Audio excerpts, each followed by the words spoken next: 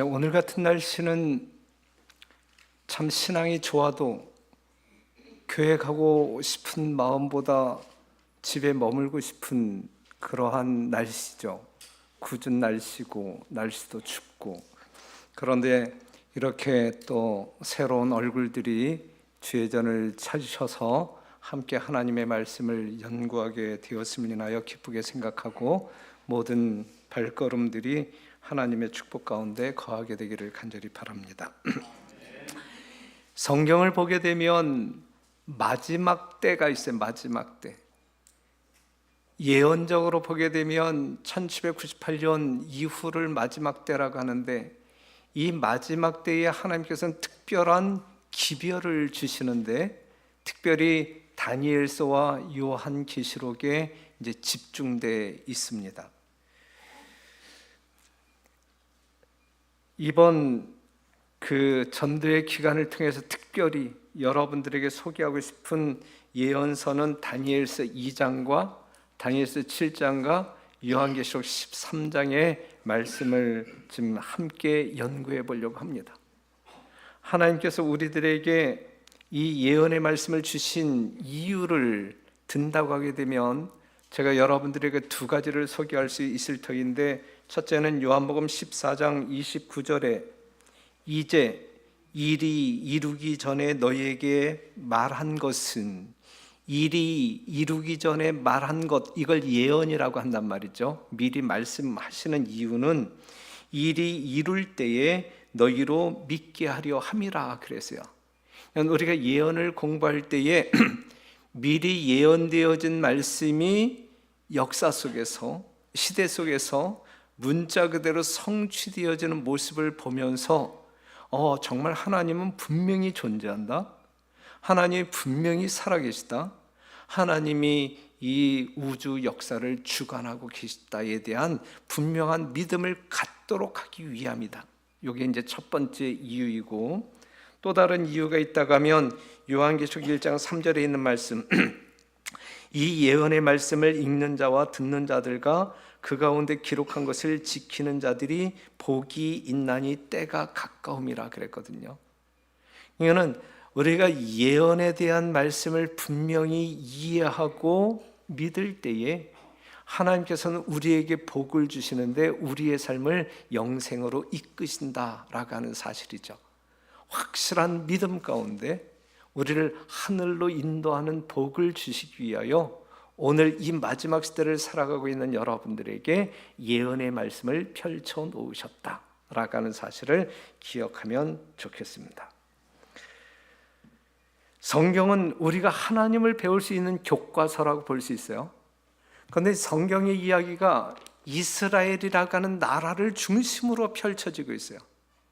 비록 이스라엘이라고 하는 나라를 중심으로 엮여진 책이지만 이것이 이 시대를 살아가고 있는 우리들에게도 적용되어지는 하나님을 알게 하는 교과서임에 틀림이 없다라고 하는 사실을 기억하시고 성경을 통하여 하나님을 차근차근 배워가는 여러분과 제가 되기를 간절히 바랍니다.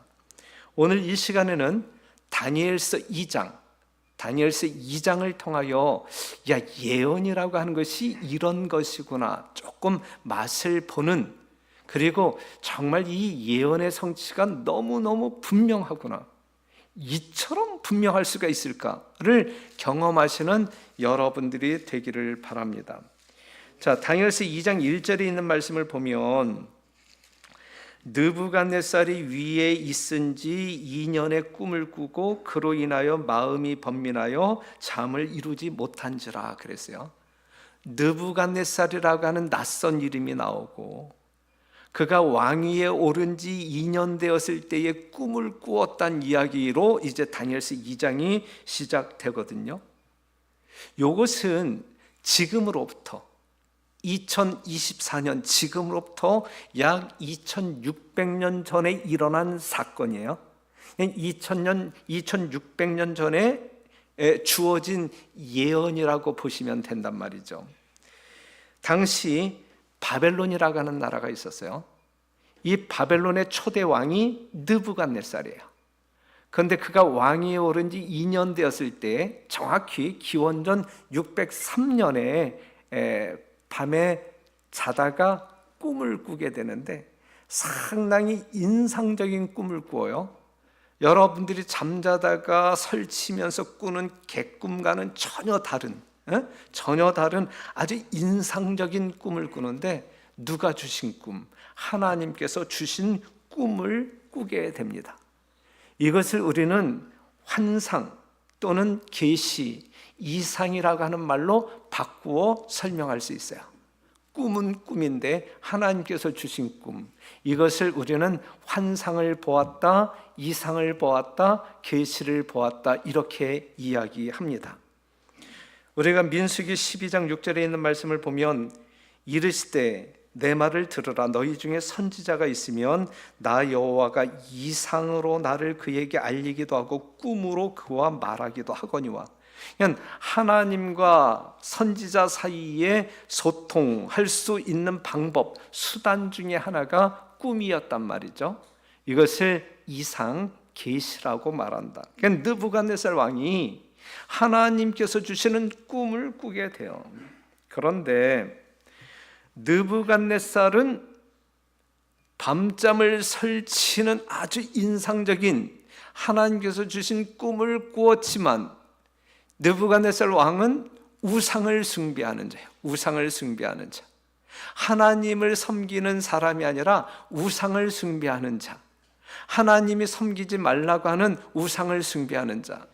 그래서 이 꿈의 이 어려운 문제를 풀기 위하여 하나님께 의존하기보다는 누구에게 의존할까요?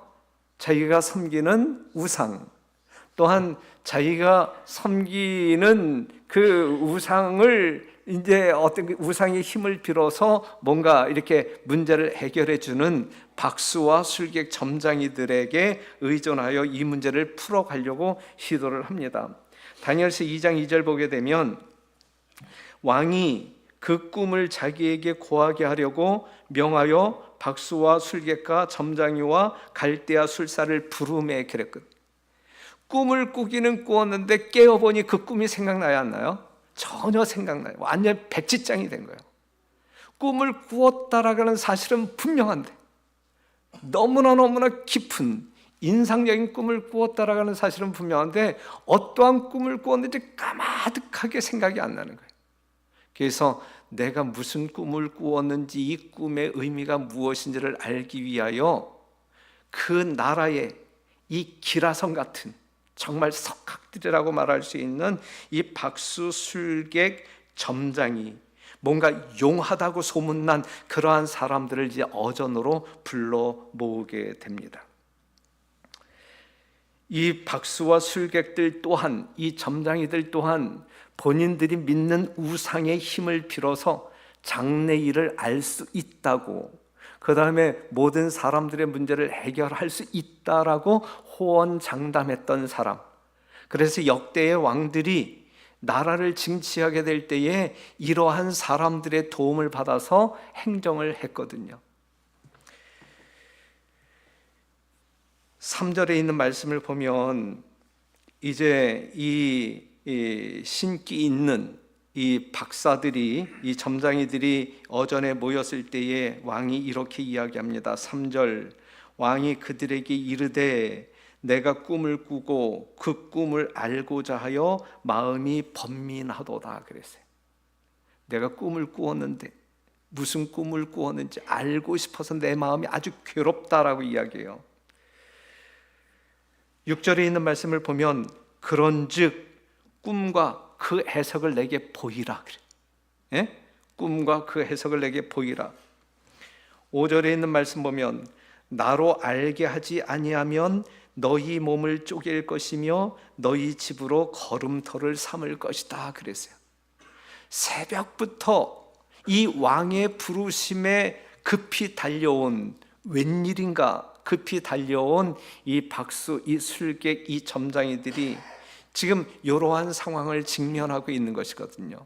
이러한 상황을 우리가 속담으로 이야기한다고 하면 어떻게 말할 수 있을까? 그렇지, 마른 하늘의 날벼락에 이게 이러한 상황이 꿈을 말하면 그럴싸하게 해몽을 해줄 수는 있지만 무슨 꿈을 꾸었는지 그것부터 말하라고 하게 될 때에 이건 도저히 할 수 없는, 그러면서 이제 하지 못할 경우에는 죽여버리겠다라고 위협까지 하는 그러한 위기에 처하게 된단 말이죠. 꼼짝없이 죽게 된 그들이 파랗게 질려서 결국은 이렇게 이야기합니다. 11절, 왕의 물으신 것은 희한한 일이라. 육체와 함께 거하지 아니하는 신들 외에는 왕 앞에 그것을 보일 자가 없나이다 한지라 그랬어요. 자, 11절에 있는 말씀을 보게 되면 이들의 고백을 통하여 우리가 알 수 있는 것 중에 하나가 뭐냐면 두 종류의 신이 있는 거예요. 육체와 함께 거하는 신이 있고 육체와 함께 거하지 아니하는 신이 있는 거예요. 그런데 육체와 함께 거하는 신이 더 탁월한 신이에요? 아니면 육체와 함께 거하지 아니하는 신이 더 탁월한 신이에요? 예? 육체와 함께 거하지 아니하는 신들 외에는 이 왕의 문제를 해결할 수 있는 존재는 없다라고 이야기하잖아요. 그런데 그들이 섬겼던 신은 육체와 함께 있는 신이에요? 아니면 육체와 함께 없는 신이에요? 있는 신이잖아. 그렇죠? 쉽게 이야기한다고 하게 되면 육체와 함께 거하는 신은 우상들을 이야기하는 거예요. 우상들을 이야기하고 있는 것이고, 육체와 함께 거하지 아니하는 신들, 이들이 말하는 육체와 함께 거하지 아니하는 신들은 누구를 이야기하고 있는 거예요? 여호와 하나님을 이야기하고 있는 거예요. 그러니까 그들이 믿는 우상보다 이 이스라엘 백성들이 믿는 하나님이 더 우월하시기 때문에 그 하나님만이 왕의 문제를 풀 수 있다라고 고백할 수밖에 없는, 이것이 이러한 상황을 보게 될 때에 왜 하나님은 느부갓네살에게 꿈을 주었다가 잊어버리게 하셨을까에 대한 섭리가 바로 여기에 있는 거예요. 이러한 섭리를 통하여 하나님이 어떠한 존재인지 이 바벨론의 박사들과 바벨론에 살고 있는 우상 숭배자들에게 알리기 위함이다. 이것이 하나님의 섭리이다. 이렇게 말할 수 있는 것이거든요. 사람들이 믿고 의지해야 할 신이 누구인지를 깨닫도록 하기 위하여 우리 하나님은 이러한 섭리 가운데 지금 느부갓네살을 이끌어가고 있습니다. 자, 여기에서 우리가 생각해 보아야 할 말씀이 있다고 하게 되면 출애굽기 20장 3절에서 5절에 있는 말씀, 너는 나 외에는 다른 신들을 내게 있게 말지니라. 너를 위하여 새긴 우상을 만들지 말고 또 위로 하늘에 있는 것이나 아래로 땅에 있는 것이나 땅 아래 물속에 있는 것에 아무 형상이든지 만들지 말며 그것들에게 절하지 말며 그것들을 섬기지 말라 그랬거든요. 우리 하나님의 요구예요. 그렇죠? 왜냐하면 이 우주 천하에 진짜 생명을 주고 거둘 수 있는 진짜 신은 누구밖에 하나님밖에 없다라는 사실을, 그리하여 정말 모든 사람들이 이성적인 능력을 가지고 지혜롭게 그 하나님을 의지하여 바르게 살도록 하기 위한 명령 중에 명령이란 말이죠. 자기가 만든 금은 석상이 무엇을 알 수 있으며 무엇을 할 수 있겠습니까? 그렇죠. 그렇기 때문에 그렇게 어리석게 살지 말고 그러한 모든 것들을 만드시고 생명력을 제공하시는 하나님만을 의지하여 살라라고 하는 위대한 교훈을 지금 주고 있는 것입니다. 그러니까 하나님이 하시는 일을 하나님을 알지도 못하고 믿지도 않는 사람들이 어떻게 알 수 있겠어요? 그러니까 지금 느부갓네살 왕이 그 박사들을 불러서 이제 내어놓는 그 문제를 하나님을 알지 못하는 그 우상 숭배자들이 어찌 알고 알려줄 수 있겠어요? 만부당한 이야기라, 할 수 없는 일이라. 그렇잖아요. 그렇죠? 그래서 이제 우리는 못해요. 우린 못해요 라고 이야기하니까 이제 화가 난 왕이 모든 박사들을 죽이라 명합니다. 12절에 있는 말씀 보면 왕이 이로 인하여 진노하고 통분하여, 이 정도로 알고 싶은 거예요. 이 정도로 진노하고 통분하여 바벨론 모든 박사를 다 멸하라 명하니라 그랬어요. 절체절명의 위기 가운데 놓이게 되죠.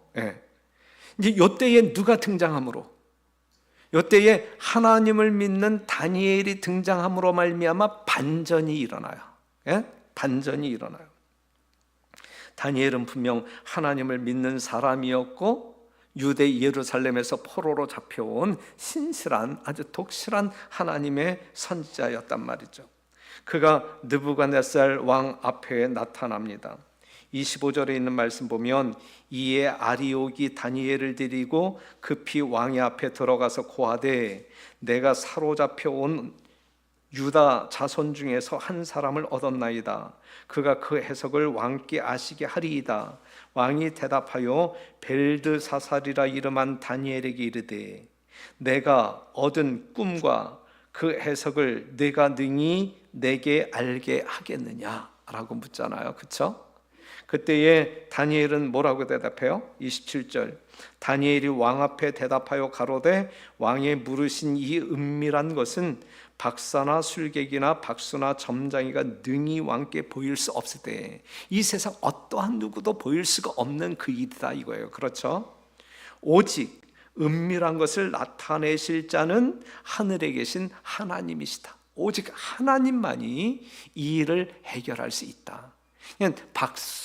박사들이, 이 술객들이 증언했던 것처럼 육체와 함께 거하지 아니하는 신들 외에는 이 일을 보일 자가 없다 그랬잖아요. 지금 다니엘도 오직 하늘에 계신 하나님만이 이 왕이 가지고 있는 이 문제를 풀 수 있다라고 이야기하고 있는 거예요. 그러니 이 자리에 계신 성도 여러분, 또 처음 오신 손님 여러분, 여러분들이 누군가를 의지하여 여러분들이 풀 수 없는 문제를 해결하고자 할 때에 그 문제를 해결해 줄 수 있는 자는 아무도 없다. 이 세상 천지에. 그렇죠? 오직 하늘에 계신 우리 창조주 하나님만이 그 문제를 풀 수 있다라는 사실을 기억하시고 그 하나님을 전적으로 신뢰하고 의존하는 아주 겸비한 심령으로 이 생을 살아나가신다고 하게 되면 다른 어떠한 사람들보다도 여러분들이 훨씬 많은 복을 누리면서 행복을 경험하게 되실 것입니다. 느부갓네살로 하여금 꿈을 꾸게 하신 분은 하나님. 이 꿈을 통하여 우리 하나님은 느부갓네살에게 하고 싶은 말씀이 있는 거예요. 기별이 있는 거예요. 그렇죠? 이 느부갓네살을 통하여 그 당시에 살고 있는 바벨론 사람들에게 뭔가 하시고 싶은 말씀이 있는 거예요. 오늘 이 시대를 살아가고 있는 여러분들에게 뭔가 하시고 싶은 말씀이 있기 때문에 이렇게 경영하고 있는 것이거든요. 그것이 무엇인지를 우리는 살펴보아야 할 것입니다.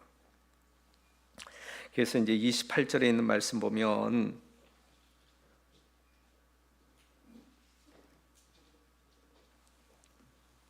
다니엘서 2장 28절에 있는 말씀을 보면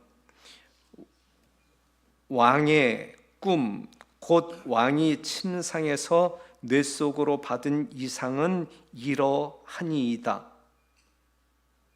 지금 맞는 거예요?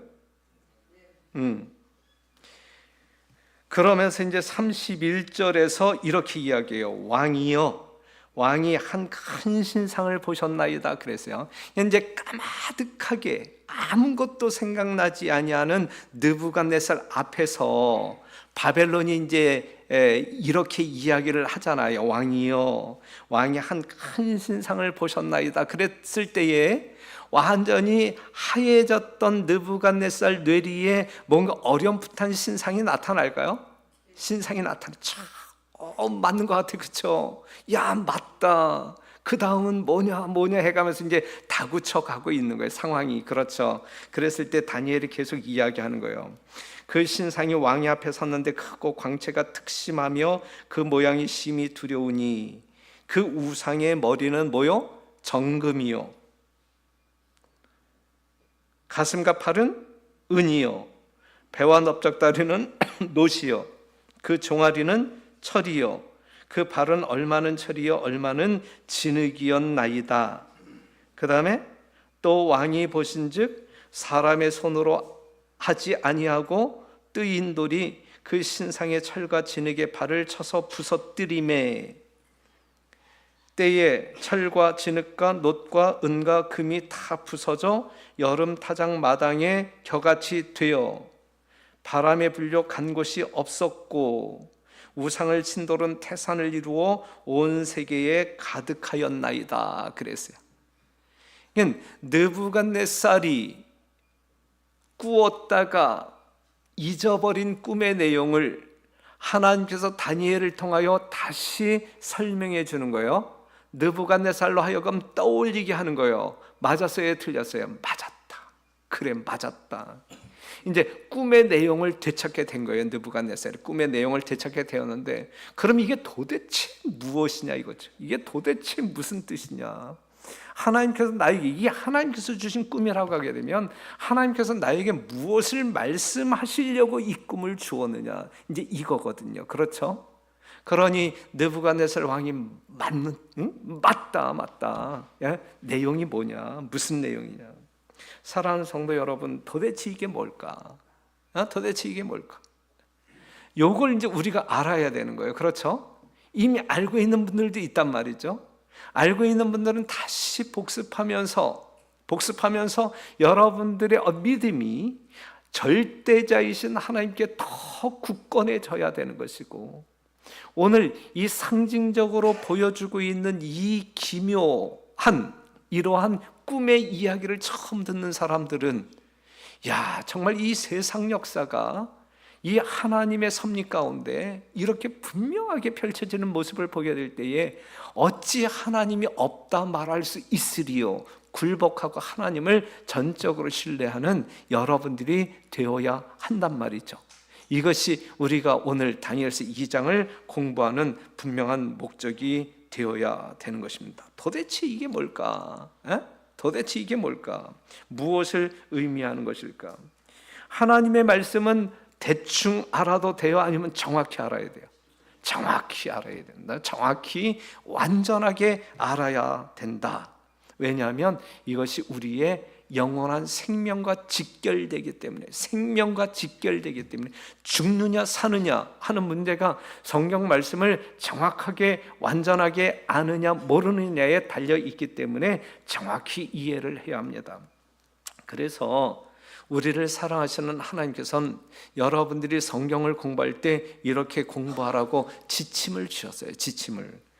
베드로후서 1장 20절에 있는 말씀 보면, 먼저 알 것은 성경의 모든 예언은 사사로이 풀 것이 아니니 그랬어요. 성경 말씀은 자기 멋대로 풀어선 안 된다라고 이야기했어요. 예언은 언제든지 사람의 뜻으로 낸 것이 아니요 오직 성령의 감동하심을 입은 사람들이 하나님께 받아 말한 것임이니라 그랬어요. 예언이라고 하는 것은 하나님께서 주신 말씀이기 때문에 하나님께서 주신 의도대로 이해를 해야 우리의 생명과 직결된다는 이야기거든요. 그래서 사사로이 하나님의 뜻과 상관없이 거리가 먼 사사로운 해석은 상당히 위험하다라고 하는 사실을 말해주고 있고, 요한계시록 22장 19절에서 18절에서 19절에 있는 말씀을 보게 되면, 내가 이 책의 예언의 말씀을 듣는 각인에게 증거하노니 만일 누구든지 이것들 외에 더하면, 그 다음에 19절, 만일 누구든지 이 책의 예언의 말씀에서 제하여 버리면 재앙들을 받게 될 것이고 하늘 생명나무에 이르지 못할 것이고, 다시 말해서 구원에 이른다, 이르지 못한다. 구원에 이르지 못한다.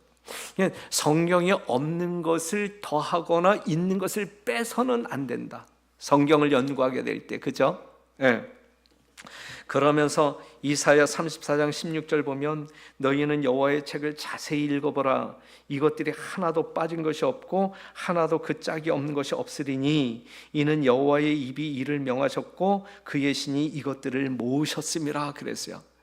성경은 빠진 것이 하나도 없단 말이에요. 짝이 없는 것이 하나도 없단 말이에요.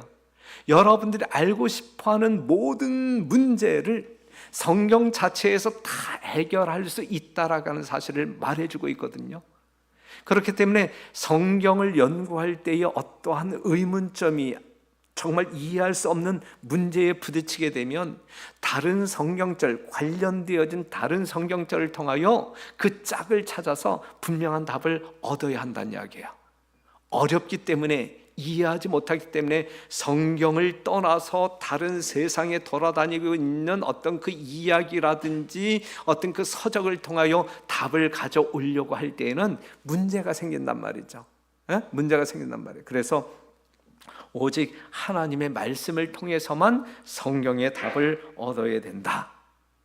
그래서 다니엘은 이제 느부갓네살 왕에게 이렇게 이야기합니다. 그 꿈이 이러한즉 내가 이제 그 해석을 왕 앞에 진술하리이다. 지극히 성경적으로 하나님의 의도대로 이 꿈의 내용이 무엇인지 말씀해 드리겠습니다. 이렇게 이야기하면서 이제 해석으로 들어가는 거예요. 도대체 이게 뭘까? 하나의 상징이죠. 이 금신상은 금신상이 아니라 이 신상, 정말 머리가 금으로 만들어지고 가슴과 팔은 은으로 만들어지고 배와 넓적다리는 노스로 만들어지고 다리는 뭘로 만들어졌어요? 철로 만들어지고 그 다음에 발은 철과 진흙으로 섞인 이 신상이 뭔가 하나님께서 이 세상에 던지고 싶은, 뭔가 알려주고 싶은 메시지가 분명히 담겨 있을 터인데 이게 도대체 무슨 뜻이냐 이거죠. 이것을 알아야 된단 말이죠. 알아야 된다. 성경적으로 알아야 된다 이거죠. 성경적으로. 그러면은 우리가 한번 살펴보도록 할게요. 자, 다니엘서 2장 29절에 있는 말씀을 보면 왕이여, 왕이 침상에 나아가서 장래일을 생각하실 때에 은밀한 것을 나타내시는 이가 장래일을 왕에게 알게 하셨나이다 그랬어요. 자, 여기에서 하나의 실마리를 찾는다고 하게 되면 이 신상에 관한 예언은 과거에 있었던 사실을 알려주기 위한 거예요? 아니면 현재적 사실을 알려주기 위한 거예요? 아니면 장래일을 알려주기 위한 거예요? 장래일을, 장래에 어떠한 일이 일어날지를 알려주기 위하여 이 꿈을 주셨다 이거죠. 그러니까 이 꿈의 내용인 신상은 장래에 일어날 일을 뭔가 담고 있다. 쉽게 이야기해서 이것은 곧 뭐다? 예언이다. 이것은 예언이다. 이렇게 장래에 일어날 예언이다. 이렇게 우리는 실마리를 정리할 수 있단 말이죠. 분명히. 그 다음에 그럼 예언은 예언인데 뭐에 관한 예언일까? 예언은 예언인데 뭐에 관한 예언일까? 공릉동 교회의 미래에 대한 예언일까? 아니면 어느 사람에 대한 예언일까? 아니면 뭐 미국에 대한, 도대체 뭐에 대한 예언일까? 39절에 있는 말씀을 보면 왕의 후에 왕만 못한 다른 나라가 일어날 것이요 셋째로 또 녹 같은 나라가 일어나서 온 세계를 다스릴 것이며 넷째 나라는 강하기가. 예언은 예언인데 뭐에 관한 예언인 것 같아요? 나라에 관한 예언이다. 두 번째 실말이에요. 첫째, 예언이다. 예언은 예언인데 뭐에 관한 예언이다? 나라에 관한 예언이다 라고 하는 사실을 확인할 수 있어요. 머리도 나라, 가슴과 팔도 나라, 배와 넓적다리도 나라임을 분명히 말해주고 있잖아요. 성경에서 분명히 말해주고 있잖아요. 이건 예언이다. 그 시대에 일어날 일이 아닌 장래에 일어날 예언이다. 그런데 뭐에 관한 예언이다? 나라에 관한 예언이다. 그렇다면 어떠한 나라일까? 지금 이 신상이 말해주고 있는 이 나라들은 어떠한 나라일까? 그것이 무엇이냐를 이제 살펴보아야 되겠죠. 자, 그런데 36절에 있는 말씀을 보게 되면 지금 성경에서 다 답을 찾고 있는 거예요. 성경에서 답을 찾고 있어요. 왕이여, 왕은 왕의 왕이시라. 왕은 곧 그 금머리니이다 그랬어요. 예? 지금 느부갓네살 왕, 어느 나라의 왕인데요? 바벨론 나라의 왕 느부갓네살을 향하여 왕이 곧 그 금머리니이다라고 이야기하고 있는 것이거든요. 그러니까 금으로 표상된 이 머리 나라는 어떠한 나라를 이야기하고 있는 거예요? 예? 바벨론 나라임을 성경에서 말해주고 있단 말이죠. 그렇죠? 예. 그러니까 이 정도 풀게 되면 이 금신상이 말해주고 있는 모든 예언들을 다 이해했다. 뭘로? 성경적으로 이해했다라고 말할 수 있어요. 금으로 표상되어진 나라는 금머리니이다. 왜 하나님은 이 바벨론 나라를 금으로 표상했을까? 금으로 표상했을까? 이미 그 근동 지역에서 이 바벨론은 하나님께서 이 바벨론을 이야기할 때에 금으로 이미 표상했어요. 우리가 이사야서를 보게 되면 예레미야 51장 7절에 있는 말씀을 보게 되면 바벨론은 여호와의 수중에 온 세계로 취케하는 뭐하라? 금잔이라. 금으로 묘사해. 바벨론은 금잔이라 이렇게 말하고 있고, 역사가들은 이렇게 이야기하고 있어요. 고대 역사가 헤로도투스가 느부갓네살이 죽은 지 1세기 후에 바벨론을 방문하였는데 그때까지 많은 금이 남아있는 것을 발견하였다. 신전, 제단, 사당 등 모든 것이 귀중한 금으로 입혀져 있었다 그랬어요. 이 바벨론이라고 하는 나라는 금이 풍성한 나라. 그래서 이 나라를 대표하는 금속은 금이다. 그렇기 때문에 우리 하나님이 느부갓네살에게 이 장래의 어떤 그 일을 표상적으로 보여주실 때에 바벨론 나라를 금으로 표시를 했다. 이렇게 말할 수가 있는 것입니다. 그러면은 이 금으로 표상되어진 이 바벨론 나라가 영원할 것이냐, 영원할 것이냐. 예언을 보게 되면 이 나라가 정말 영원한 나라로 존재합니까? 아니면 얼마 있다가 무너질 것임을 말해주고 있나요? 예? 예. 39절에 있는 말씀을 보게 되면 왕의 후에 왕만 못한 다른 나라가, 은 같은 나라가, 은이 금보다 못하잖아요. 그렇죠? 그냥 바벨론보다 못한 은나라가 일어날 것이요 그랬어요. 그냥 금나라인 바벨론 나라는 금보다 못한 은나라에 의하여 무너질 것임을 성경은 예언하고 있단 말이죠. 바벨론 나라가 영원히 지속될 것이 아니고 얼마 되지 못하여 무너질 것임을 예언하고 있단 말이죠. 그러한 일이 일어나기 전에 하나님이 미리 꿈을 통하여 보여주셨단 말이죠. 바벨론이라고 하는 나라는 느부갓네살이 꿈을 꿀 때에 시작했던 나라이고, 시작했던 이 나라가 이 금보다 못한 은나라에 의하여 무너질 것이다라고 하는 사실은 장래일인데 예? 미리 보여주셨단 말이죠.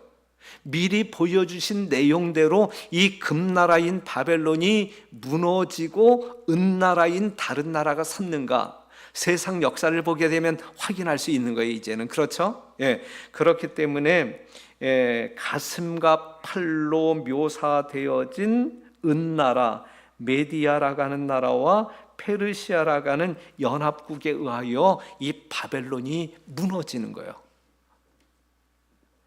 자, 은으로 표상되어진 나라는 두 팔로 묘사되고 있어요. 그러니까 바벨론 나라를 무너뜨리는 나라는 한 개의 나라에 의하여 무너질 것이 아니라 두 개의 연합국에 의하여 무너질 것임을 말해주고 있는데, 세상 역사를 보게 되면 실제적으로 바벨론 나라를 무너뜨린 나라는, 그리고 이 근동을 제패한 나라는 분명히 메디아라고 하는 나라와 페르시아의 두 연합국에 의하여 무너졌다라고 하는 사실을 확인하면서 하나님의 말씀이 이처럼 기이하게 정확하게 문자 그대로 성취되었음을 우리는 이 역사의 뒤안길에서 확인할 수 있다 이것이죠. 얼마나 기똥차냐 이거. 얼마나 분명하냐 이거. 이럼에도 불구하고 이 하나님께서 주신 이 성경의 기별이 이것이 나와 나의 생명과 무관하다라고 생각한다고 하게 되면 이것이 얼마나 어리석으냐 이것이죠. 너무나 분명하지 않습니까? 그렇죠? 그런데 그래서 이제 실제적으로 이제 고고학 발굴에 의하여 우리가 확인할 수 있다고 하게 되면 이러한 어떤 그 점토판에 이러한 기록이 있어요. 이것이 이제 고레스, 이 페르시아의 이 고레스 왕이 바벨론을 무너뜨렸다라는 그러한 어떤 그 역사적인 기록인데, 나는 고레스, 세상의 왕, 위대한 왕, 바벨론을 정복한 왕이다 그랬어요. 그러니까 바벨론을 무너뜨리고 이 근동을 제패한 나라는 페르시아와 메디아 두 연합국에 의하여 무너졌다라고 하는 사실을 확인할 수 있습니다. 그럼 하나님은 왜 그 나라를 은으로 표상하셨을까? 은으로 표상하셨을까? 마치 은이 가치에 있어서 금보다 못한 것처럼 그 다음번에 세계적인 왕국이 되었던 메데 파사는 부와 영화에 있어서 바벨론보다 못하였다. 그러나 파사는 은이 많기로 유명했다. 메데 파사 제국에서는 최초로 각종 세금을 은으로 지불했었다. 그러므로 둘째 번 제국의 왕은 은으로 심히 부유해졌다. 그 제국은 주전 539년부터 332년까지 약 200년간 계속되었다 그랬어요. 은이 풍부한, 그리고 은을 화폐로, 그래서 이 메데 페르시아 나라를 은으로 표상하기에 적합한, 그렇기 때문에 하나님께서는 느부갓네살 왕에게 꿈으로 장래 1, 이 메데 페르시아의 역사를 보여줄 때에 은으로 표상하셨다. 그렇게 우리가 생각을 정리할 수 있는 것입니다. 그 다음에 이 메데 페르시아, 이 은나라가 또 계속 존재할 것이 아니라 무너질 것임을 말해주고 있는데, 우리가 39절에 있는 말씀을 보게 되면 셋째로 또 놋 같은 나라가 일어나서 온 세계를 다스릴 것이며 그랬어요. 메데 페르시아를 무너뜨리고 또 다른 나라, 놋 같은 나라가 일어나서 이 세상을 지배하게 될 것이다라는 예언이, 이러한 일이 일어나기 훨씬 전에, 하나님을 통하여 말씀 예언되어졌단 말이죠. 그런데 역사 속에서 실제적으로 메데 페르시아를 무너뜨리고 이 세상을 지배한 나라가 등장하는데, 여러분들이 알고 있는 알렉산더가 이끌었던 헬라 제국, 그리스 제국이 바로 그 나라이다 라고 하는 사실을 확인할 수 있습니다.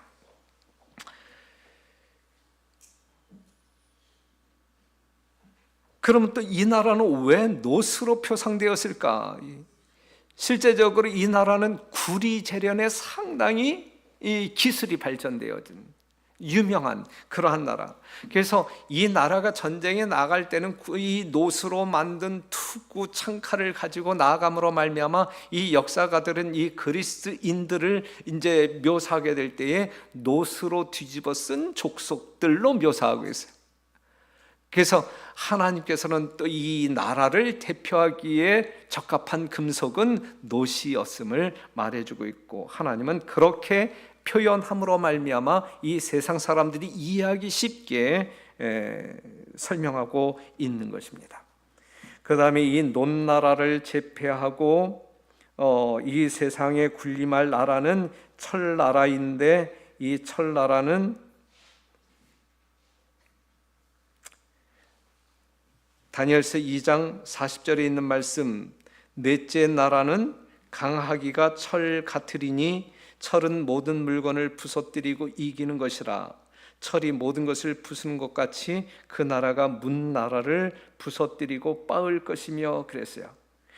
알렉산더 대왕이 죽은 지 144년 후 주전 168년 6월 22일 피드나 전투를 계기로 해서 이 로마 나라가 이 헬라 나라를 쳐 부수고 이 세상을 지배하는 제왕으로 이제 서게 됩니다.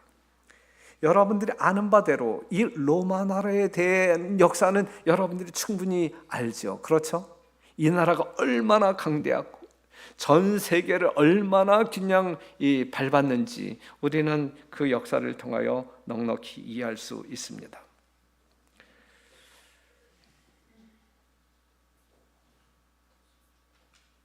자, 이 말씀 볼게요. 로마는 500년 이상이나 거의 정복되지 않을 것처럼 보였다. 로마의 깃발은 영국의 도서에서와 아라비안 만까지, 북해에서 사하라 사막까지, 대서양에서 유프라데스 강까지 펄럭였다. 로마의 황제들은 신으로 경배를 받았고 로마의 지배 아래 있는 모든 나라를 자기들의 정책에서 벗어나는 자들을 위한 감옥으로 만들었다. 역사가 기본이라고 하는 사람은 로마의 힘에 저항하는 일은 죽음을 의미했고 거기서 벗어나기란 불가능했다고 말했다 그랬어요. 이것이 로마 나라의 어떤 모습이에요. 모습. 근데 정말 이렇게 강대한 로마 나라가 500년을 군림하면서 영원할 것처럼 정말 권세 있게 마치 어떤 인간이 아닌 신으로 숭배를 받아가면서 이 세상을 다스렸지만 이 나라가 끝날 것이란 이야기 아니면 영원히 지속될 것이란 이야기예요. 하나님의 예언은, 미리 보여주신 예언은 이 나라도 끝날 것이다라고 이야기하고 있어요. 그런데 이제 보면 더 기가 찬 것은